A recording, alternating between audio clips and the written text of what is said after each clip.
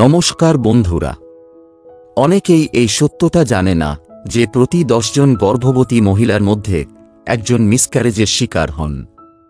কিন্তু কেন এই মিসক্যারেজ হয়? এর পেছনে শুধুই ভাগ্যের হাত না, আরও অনেক কিছু কারণ আছে যা আমরা নিয়ন্ত্রণ করতে পারি। আজকের ভিডিওতে আমরা মিসক্যারেজের আসল কারণ, ঝুঁকি এবং প্রতিরোধের উপায় নিয়ে বিস্তারিত আলোচনা করব। তাই ভিডিওটি শেষ পর্যন্ত দেখুন, কারণ সচেতনতা আপনাকে এবং আপনার ভবিষ্যৎ শিশুকে রক্ষা করতে পারে।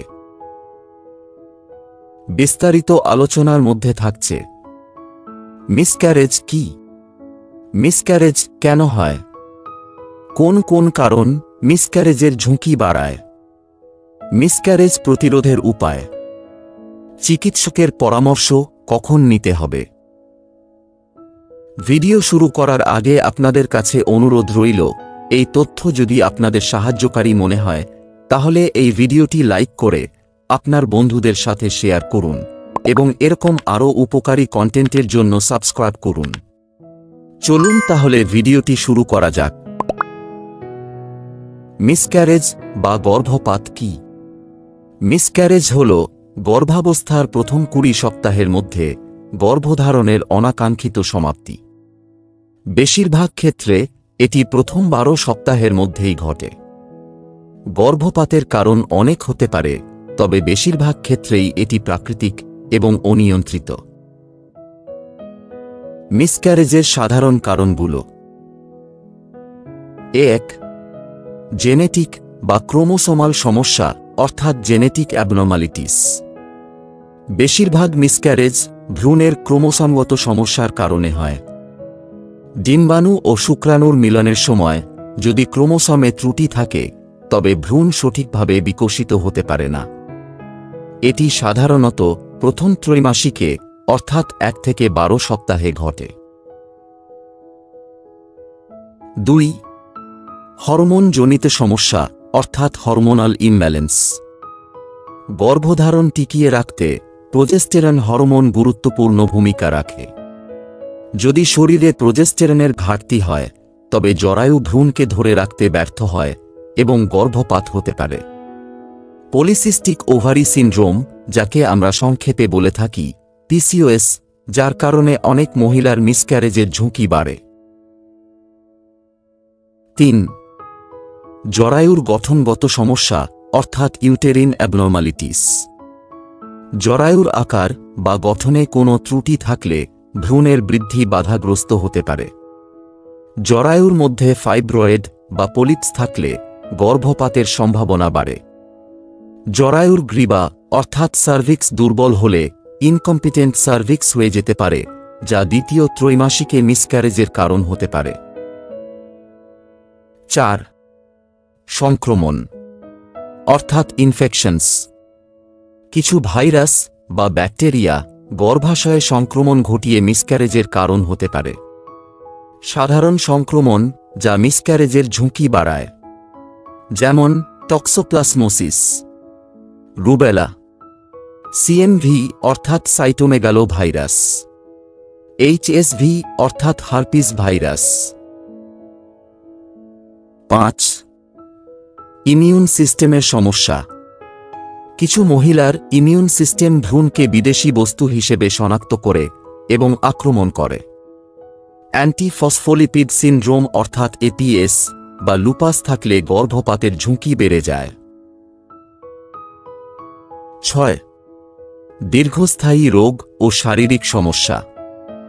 যদি মহিলার আগে থেকেই কিছু অন্য রোগ থাকে তাহলে গর্ভপাতের সম্ভাবনা বেশি হয়, যেমন ডায়াবেটিস যদি নিয়ন্ত্রণে না থাকে, থাইরয়েডের সমস্যা, অর্থাৎ হাইপোথাইরয়েডিজম বা হাইপারথাইরয়েডিজম, উচ্চ রক্তচাপ, কিডনি রোগ বা হৃদরোগ। 7. জীবনধারাজনিত কারণ, অর্থাৎ লাইফস্টাইল ফ্যাক্টরস।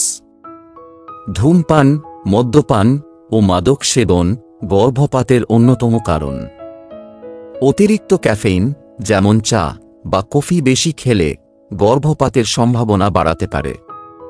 অতিরিক্ত মানসিক চাপ ও দুশ্চিন্তা গর্ভাবস্থায় নেতিবাচক প্রভাব ফেলতে পারে। 8. ট্রমা বা শারীরিক আঘাত অর্থাৎ ফিজিক্যাল ইনজুরি। যদি পেটে কোনো ধাক্কা লাগে বা দুর্ঘটনা ঘটে তাহলে মিসক্যারেজ হতে পারে। গর্ভাবস্থায় ভারী জিনিস তোলা বা অতিরিক্ত শারীরিক পরিশ্রম করলেও ঝুঁকি থাকে। 9. বয়সজনিত সমস্যা অর্থাৎ maternal age and reproductive health. 35 বছরের বেশি বয়সী মহিলাদের গর্ভপাতের ঝুঁকি বেশি থাকে। 40-এর পর এই ঝুঁকি 50% পর্যন্ত বেড়ে যায়। বয়স বাড়ার সাথে ডিম্বাণুর গুণগত মান কমে যায়, ফলে ক্রোমোসোমগত ত্রুটির সম্ভাবনা বাড়ে। মিসক্যারেজ প্রতিরোধের উপায়। গর্ভধারণের আগে ও পরে স্বাস্থ্যকর জীবনযাপন করুন। প্রতি মাসের মাসিক চক্র ঠিকমতো পর্যবেক্ষণ করুন। ডাক্তারের পরামর্শ অনুযায়ী প্রয়োজনীয় ভিটামিন ও ফোলিক অ্যাসিড গ্রহণ করুন। ধূমপান, মদ্যপান এবং মাদক সেবন এড়িয়ে চলুন। সঠিক খাদ্যাভ্যাস অনুসরণ করুন, পুষ্টিকর খাবার খান। অতিরিক্ত মানসিক চাপ ও উদ্বেগ এড়ানোর চেষ্টা করুন। প্রথম 3 মাস ভারী কাজ ও অতিরিক্ত পরিশ্রম করা থেকে বিরত থাকুন।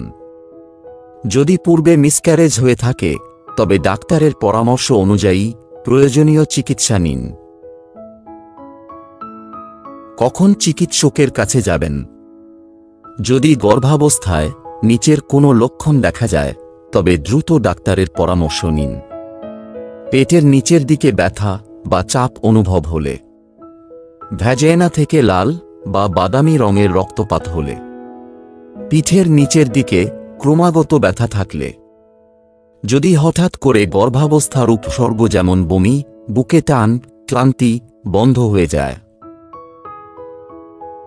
আমাদের শেষ কথা, মিসক্যারেজ অনেক কারণেই হতে পারে, তবে বেশিরভাগ ক্ষেত্রেই এটি প্রাকৃতিক এবং অনিয়ন্ত্রিত।